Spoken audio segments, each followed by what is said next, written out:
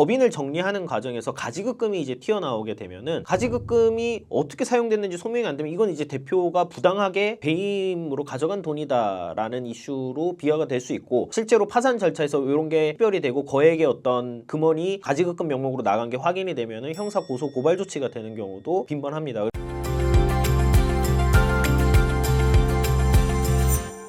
안녕하세요, 김은찬 변호사입니다. 오늘은 법인 대표님들을 위한 영상을 준비했어요. 법인 대표님들께서 법인 운영하시다가 법인 사업을 정리하시고 개인회생 절차로 본인 또 넘어가시는 그런 경우들이 많은데, 어쨌든 내가 법인의 어떤 파산 혹은 법인 회생을 진행을 검토 중에 있고 더불어 대표자 개인회생도 좀 염두하고 계시다면은 본 영상 참고하시면 도움이 많이 될 것 같습니다. 대표자분들 같은 경우는 법인과 같이 가기 때문에 일반적인 사건보다 좀 고려해야 될 내용들이 많이 있고요. 오늘 설명드린 내용들 체크하시면서 한 번씩 항목별로 챙기시면은 큰 도움 되실 거예요. 일단 우선적으로 주식회사의 대출 채무나 거래처 대금 같은 경우는 대표님께서 원칙적으로는 부담하실 필요는 없어요. 법인과 대표님은 별개의 주체이기 때문에 채무를 돌연 법인이 안 갚는다라고 해서 대표님 개인 재산에 압류를 행사하거나 소송을 제기해서 권리 행사를 할 수는 없습니다. 그런데 원칙은 그렇지만은 실무적으로는 그리 간단하지 않아서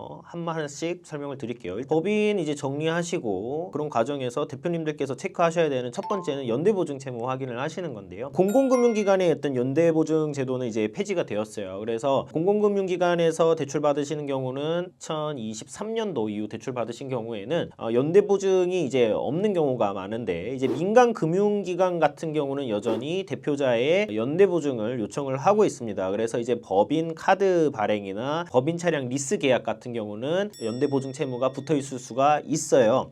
이제 이런 경우는 법인에서 갚지 못한 거를 대표 개인의 재산에 추궁을 하기 때문에 이 부분 반드시 체크하셔야 되고요. 많은 분들께 제가 상담을 드려보면은 연대보증 한 것 같기도 하고 안 한 것 같기도 하고 잘 모르겠어요 라는 답변을 많이 주시는데, 사실 굉장히 중요한 쟁점이기 때문에 우선적으로 법인에서 대출받은 금융기관에 연대보증한 사실이 있는지에 대해서 반드시 확인을 하시고, 확인된 상태에서 상담을 받으시는 게 좀 더 좋다라는 말씀을 드립니다. 그리고 두 번째는요, 과점주주로서 조세 채권을 부담하는지에 대해서 확인이 필요한데 말이 좀 어렵죠. 법인의 주주와 그 주주의 가족들이 가진 주식의 총수가 50%를 초과할 때 그 해당 주주는 법인이 미납한 국세나 지방세 등에 대해서 2차 납세 의무를 부담합니다. 그러니까 법인이 내지 않은 세금이 쫓아오는 거예요. 그래서 이제 법인을 정리를 하시는데 부가세 미납이 굉장히 많은 경우가 있어요. 그런데 이제 많은 경우에 1인 주주, 1인 대표 이런 회사들은 1인 주주니까 100% 주주죠. 50% 당연히 넘고 세금에 있어서는 다 대표님께 쫓아오고 부담을 하셔야 된다는 거예요. 그러면은 이런 어떤 세금이 있게 되면은 사실은 개인회생 절차 혹은 파산에서도 면책되거나 탕감되지 않기 때문에 결국에는 좀 큰 장애가 발생할 수 있습니다. 그래서 이런 부분들은 중요한 요소이기 때문에 반드시 좀 검토를 하셔야 되고, 법인을 정리를 하신다라고 한다면은 그 과정에서 세금이 얼마인지도 같이 검토가 될 것이기 때문에 그 부분도 상담 과정에서 말씀 주시면은 큰 도움이 될 수가 있습니다. 세 번째는 임금 채권이에요. 보통 이제 법인을 정리하게 되면 직원분들을 이제 내보내죠. 이 과정에서 미지급한 임금이나 퇴직금이 발생할 수 있어요. 미지급한 임금하고 퇴직금은 원칙적으로 대표님에게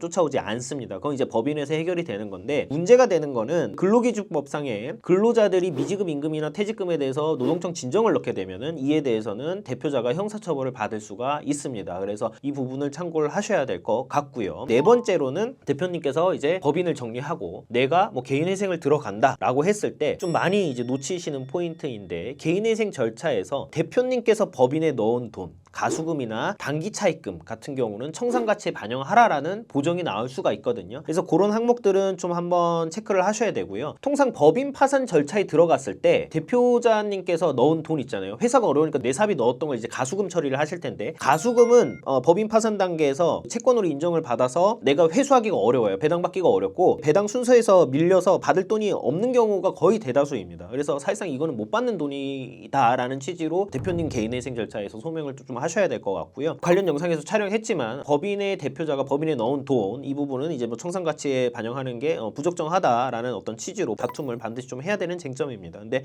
문제가 될 수 있는 쟁점이기 때문에 사전에 검토를 하고 들어가는 게 중요합니다. 그 다음 쟁점은 가지급금이에요. 가지급금 뭐냐면 회계상 법인에서 나간 돈인데 이게 왜 나갔는지 소명이 안 되는 거는 그냥 대표에게 돈이 나갔다라고 회계 처리를 하는 거거든요. 법인을 정리하는 과정에서 가지급금이 이제 튀어나오게 되면은 가지급금이 어떻게 사용됐는지 소명이 안 되면 이건 이제 대표가 부당하게 배임으로 가져간 돈이다라는 이슈로 비화가 될 수 있고, 실제로 파산 절차에서 이런 게 특별히 되고 거액의 어떤 금원이 가지급금 명목으로 나간 게 확인이 되면은 형사 고소 고발 조치가 되는 경우도 빈번합니다. 그렇기 때문에 이 이슈도 같이 검토를 해야 되고요. 그래서 가지급금이 있고 가수금이 있으면 두 개를 이제 뭐 상계 처리를 한다든가 이런 이슈도 같이 이제 검토가 돼야 돼요. 그래서 이런 부분들도 사실 굉장히 중요하기 때문에 필히 검토를 하셔야 된다라는 점을 말씀을 드립니다. 법인을 정리하시면서 이제 대표자께서도 같이 개인 회생 절차를 밟으시는 경우가 많고, 이런 과정에서 상담을 받아보면은 이제 뭐 법인의 채무를 연대 보증하시거나 혹은 세금이 너무 커지거나 이런 어떤 사유로 인해서 개인 회생 자체가 일단 어려운 경우도 굉장히 많아요. 일단은 무담보 채무가 10억 원이 넘어가는 경우도 많기 때문에,